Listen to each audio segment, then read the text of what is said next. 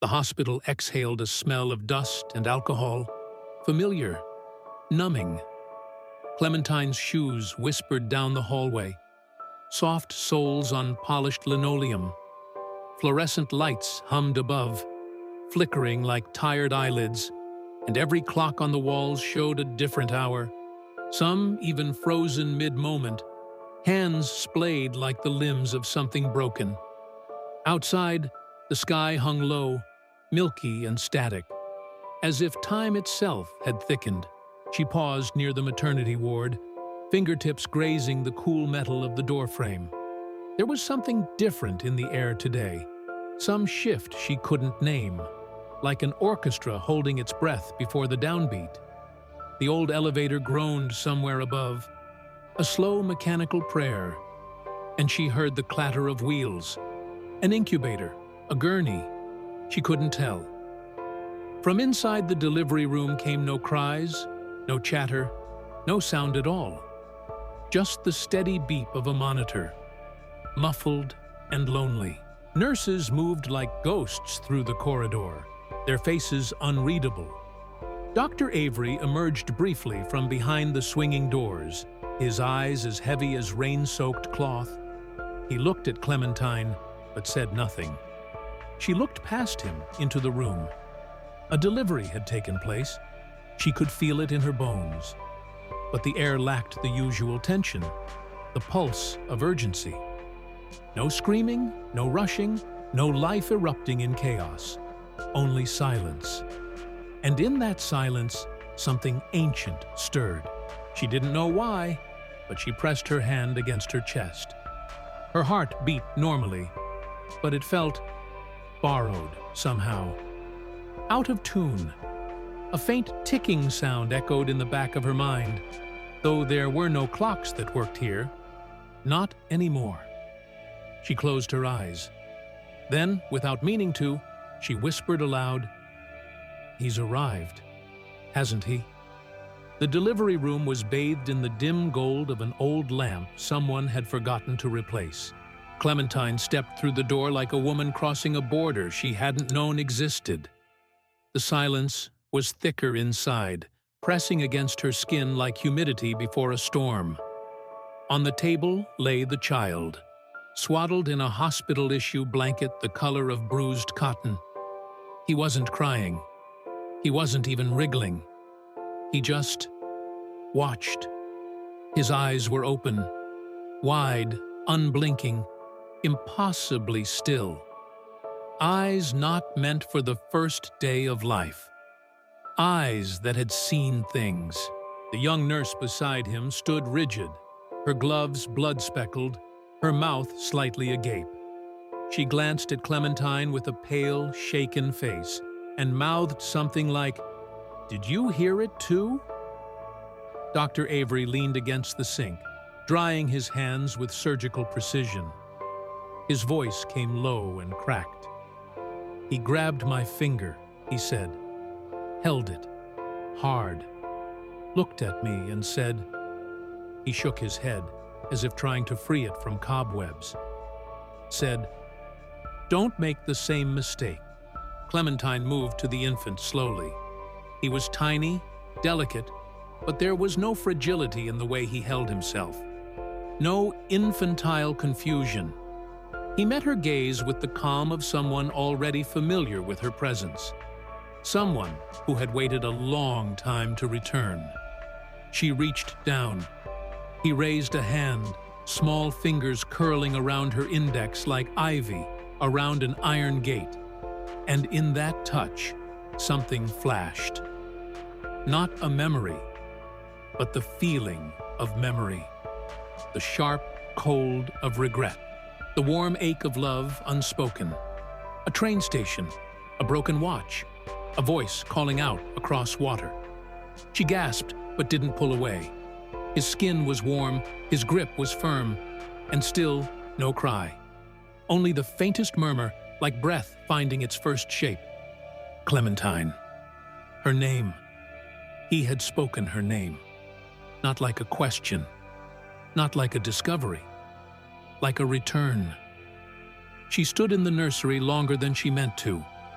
Outside, the sky had dimmed into a deeper shade of gray, the kind that presses low against rooftops and thoughts alike. The infant was asleep now, or pretending to be. Even in slumber, his stillness was unsettling, as if he were listening inward to a story only he could hear. Clementine reached for the clipboard hanging at the foot of the bassinet. Baby boy. No name yet. Born 3:17 a.m. Apgar score. Average. Weight. Normal. But tucked behind the chart, there was a folded note, written hastily in Dr. Avery's sharp, slanted script. She hesitated, then opened it. If this is him again, we'll know soon. The last time, it was the dream. This time, it's her. She'll remember. She has to. He always comes back for her. Her fingers trembled, though the room was still warm. She reread the words once, then again. The last time. What last time? Who was he? And she? Was that supposed to be Clementine herself? She folded the note back into the chart and tucked it away like a secret too fragile to carry openly. Back at the nurse's station, someone had left a cold cup of coffee. The wall clock above it was stuck at 3:17, the exact time of the child's birth. She checked her watch. 3:17. Her breath caught in her throat. From the glass window across the hall, she could see the child sleeping, tiny chest rising, falling. He seemed at peace. But Clementine, she felt like something had cracked beneath her feet. She didn't know what frightened her more, that the baby had spoken, or that she had known the voice. The hospital's garden was overgrown, tangled with weeds and stories. It hadn't been tended in years, yet somehow the roses still bloomed, fiercely, as if out of defiance. Clementine came here often, not for the plants, but for the silence, and for Holloway, the gardener who never quite retired. He wore overalls stained with time and hands etched deep with grime and grief. Most days he didn't speak unless spoken to. But today, he looked up before she even stepped off the stone path. "You've seen him," he said, not as a question. She blinked. "The baby?" "No," he said. Then, after a pause, "Him." There was something about the way Holloway said it that made her spine hum. He returned to pruning a dead branch with careful snips, like each cut held memory. "I thought I was dreaming," she admitted. "He said something. Knew my name." Holloway nodded, solemn. "A newborn that doesn't cry. That's not a birth. That's a return." She sat beside the old man on a rotting bench. "Dr. Avery left me a note. Something about this happening before." He gave a short laugh, half choke, half sigh. "Of course he did. Avery keeps track of things no man should." "Do you believe in that?" she asked. "That people come back?" Holloway didn't answer immediately. He reached into a tin box beside his gardening tools and pulled out a small pocket watch, rusted, unmoving. Its glass face was cracked like frozen water. He handed it to her. "I made this," he said softly, "for my boy. He never got to wear it." She turned it over in her palm. On the back, etched faintly, "To J.H., for when you learn time." She looked at Holloway. His eyes shimmered, but he didn't cry. "Do you think it's him?" she whispered. "I don't know," he said. "But sometimes the heart remembers what the mind forgets." A wind stirred. In the distance, a bell rang once. Neither of them looked at the clock tower. It hadn't chimed in years. Night came softly, folding over the hospital like a blanket left out too long in the wind. Clementine waited until the halls quieted, until the buzz of shift change faded into low murmurs and vending machine hums. Then she slipped into Dr. Avery's office. It smelled of iodine and old wood, Certificates lined the walls, proud and faded. But it was the leather-bound journal on his desk that drew her like a string pulled through her ribs. She opened it. Not to the beginning, just somewhere in the middle. The page fell to a date, October 12th, 1985. Same eyes, always the eyes. I pretended not to hear when he said my name. I told myself it was a hallucination, oxygen deprivation, some neurological spasm. But there was no damage, no trauma, only memory. Not his, mine. He's returned again. Third time. 70-year rhythm, more or less. Each time, tied to her. Clementine's breath caught. Another entry. She doesn't know. Not yet. But she will. When he touches her. When he looks at her. She always remembers in fragments first. Then dreams. Then grief. The lamp on Avery's desk flickered, as though something unseen had passed through its beam. She turned another page. There was a sketch, rough pencil strokes of a baby's face. The eyes were unmistakable. Below it, a single line. The soul returns where it was last unfinished. Clementine closed the journal gently, as though it might wake. She didn't feel scared, not exactly, but her heart was pacing faster than her breath. It felt like standing at the edge of a lake she couldn't see the bottom of. Outside the office, the hallway stretched out long and dim. The nursery waited at the end, and something inside her was beginning to remember. Clementine stood by the nursery window, staring at the still form of the baby. His chest rose and fell, calm as the sea in a dream. But there was something off, something that wasn't quite right. The clock above the crib, an old brass affair with scuffed hands and a slightly tilted face, caught her attention. It was ticking, but the rhythm was wrong. It was moving backward. The minute hand slipped back slowly, tick by tick. The hour hand moved with deliberate slowness, as if it were being drawn to a place it had already been.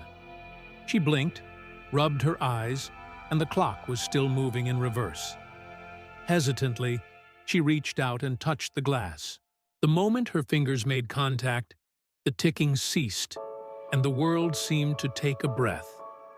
Then she felt it, an almost imperceptible pulse from the small body beside her. The baby's hand twitched, and before she could even register it, his small fingers gripped hers, pulling her closer. Her heart skipped a beat. The clock didn't stop. It simply slowed. It was as though the world had shifted just enough to feel the echo of something that was no longer here. Something lost. "How do you do that?" she whispered, her voice trembling.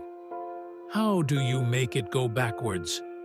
The baby, still so small, blinked up at her, his eyes deep with knowledge older than the stars. And then, with the faintest curve of his lips, he whispered softly, "Don't forget." The words slipped into her chest, like a key turning in an old lock. Her breath caught. She couldn't forget this. The next morning, Clementine visited room 212. She wasn't supposed to. It was against hospital policy to disturb patients who were in long-term care, especially those as mentally fragile as Mrs. Delaney. But there was something about the woman that made her feel drawn, as if the thread of her existence wove into the fabric of the baby's mystery. Mrs. Delaney was old, fragile, frail, with a mind slipping between waking and sleep. Her hair, thin and white as paper, spread out in a tangled mess across the pillow. The room smelled faintly of lavender, and in the corner, an old rocking chair creaked softly, as if it were moving on its own. When Clementine entered, Mrs. Delaney's eyes fluttered open, clouded, but sharp beneath the fog. "You're here," Mrs. Delaney whispered, her voice crackling like firewood in a cold hearth. Clementine didn't know what to say. She pulled the chair closer to the bed. "Mrs. Delaney, do you know who I am?" The old woman smiled gently, though it was a sad, knowing smile. "Oh, Clementine, you're always here, always, with the boy." Her hands twitched under the blankets, and she gestured weakly toward the window. "He will come for you, just like he always does." Clementine's heart skipped. "What do you mean?" she asked, leaning closer. "Who will come?" "The boy," Mrs. Delaney repeated, as though it were the simplest thing in the world. "The one who comes with the clocks. The one who is always you." Clementine froze. Mrs. Delaney's smile deepened, eyes far away. "When you remember, you will understand." The door creaked open behind Clementine, but when she turned, there was no one there. Clementine stood in the hallway for a long moment, the old woman's words twisting in her mind like a forgotten melody. She wanted to go back into Mrs. Delaney's room, to ask more questions, but something held her in the corridor. A chill crept under her skin. She had been visiting the nursery less and less. The baby's presence, so overwhelming at first, had begun to unsettle her. She didn't understand it, didn't understand him. She had tried, in vain, to make him cry. Every time she held him, she whispered soft lullabies. She tickled his tiny feet. She even let him play with the little rattle she found in the supply closet. But nothing. No sound. No cry. It was as though he didn't need to cry, as though he had already spoken every word he needed to say. "Why don't you cry?" Clementine asked, her voice barely a murmur. The baby only smiled, a knowing smile. And for the briefest moment, Clementine swore she saw something older than age in his eyes, a long-forgotten sadness. Suddenly, there was a sound, a soft click, then nothing. The room fell silent again. The sound was gone, just like everything else that had come before. The moon hung low in the sky, barely a sliver. The air was sharp with the scent of rain, though the clouds remained still, heavy with unspoken words. Clementine found herself once again at the garden, beneath the sagging awning that Holloway had built with his own hands many years ago. The old man was there, sitting on his usual bench, the same one where they had spoken before. His hands rested on his lap, but his eyes, sharp as broken glass, were waiting. She didn't sit. She paced instead, her footsteps light against the wet earth. Holloway watched her for a long time before speaking. "You've been carrying something for a long while now," he said, his voice a slow creak in the quiet. Clementine stopped. She swallowed hard, feeling the weight of years pressing into her ribs. The words wouldn't come at first. She turned to face him, the night air cold against her skin. I had a miscarriage," she said finally, her voice barely above a whisper. "A long time ago. No one knew. It was a mistake, a secret I buried." Holloway's expression didn't change, but his eyes softened. "I see." Clementine's breath caught. She hadn't meant to say it. She hadn't meant to remember it. But the truth hung between them now, thick like fog, and with it, a new sound. A distant, rhythmic ticking. It echoed from somewhere deep in the night, impossible to locate. It grew louder, though there was no clock in sight. The sound pressed in on her chest, like a clock unwound. Holloway didn't look up at the noise. He simply said, "You've been waiting for it to come, haven't you?" Her chest tightened as she nodded. The ticking grew louder, insistent. Holloway's voice was low, like a song sung far from the shore. "My son," he began, looking down at the old pocket watch in his hands. "He was born with a heart too weak to keep up with this world. He lived for just 3 days. And then he paused, his fingers caressing the edge of the watch's cracked face.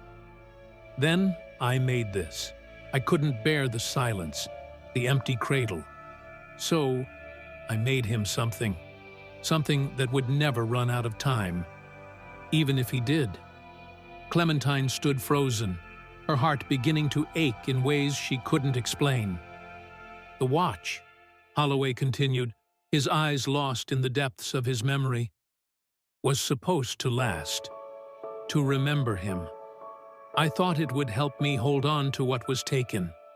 But time, it doesn't wait for us, does it? It only slips through our fingers, no matter how tightly we grasp. The wind shifted, and the ticking sound that had echoed through the night seemed to slow, as if drawing near. Clementine's eyes filled with tears, and she wiped them away. But they came faster than she could catch them.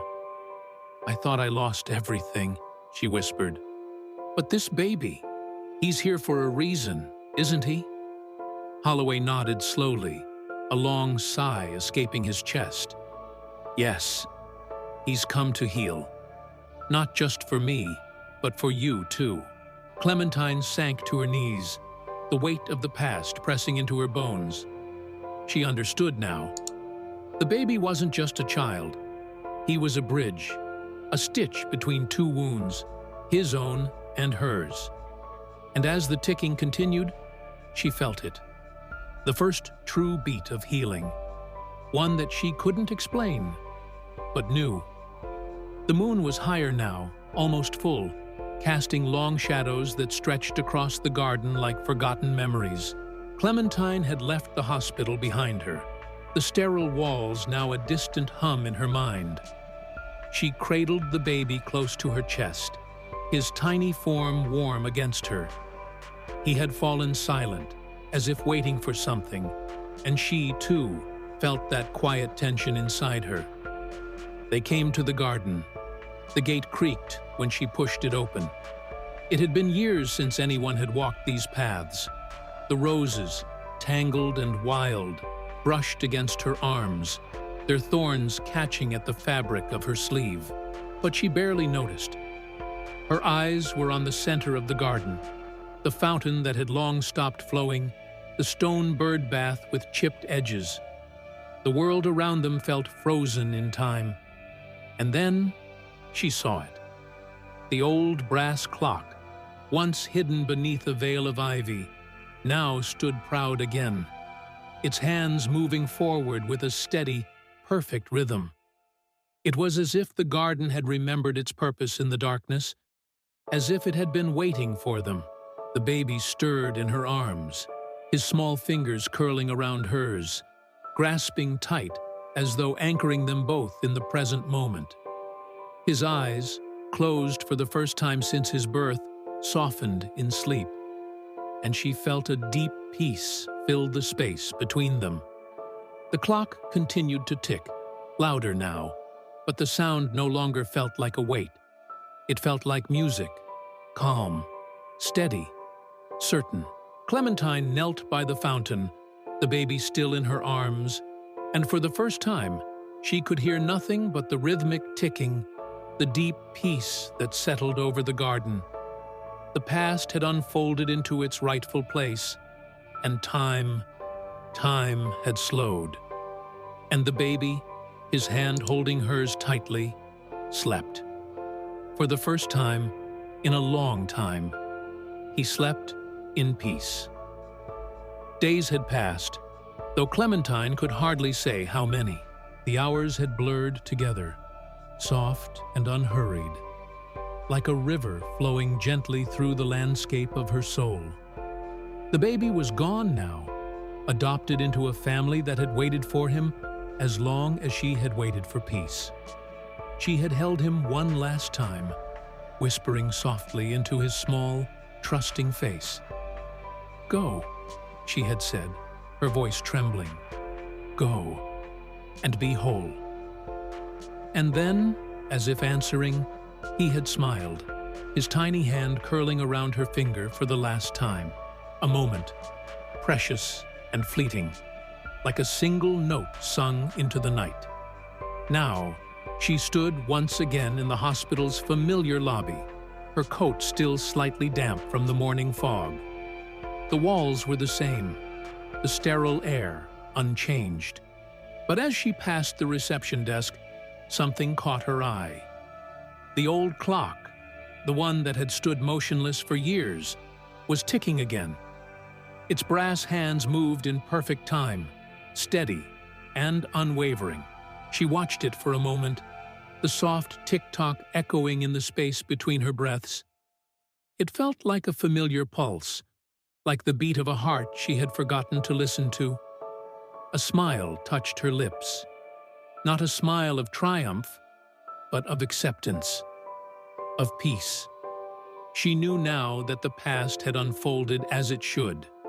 The baby, the garden, Holloway's quiet wisdom.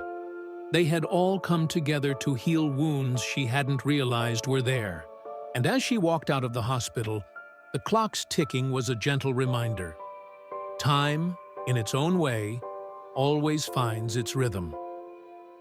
Finally, if you enjoyed this story, please leave a like and subscribe to the channel for more content like this.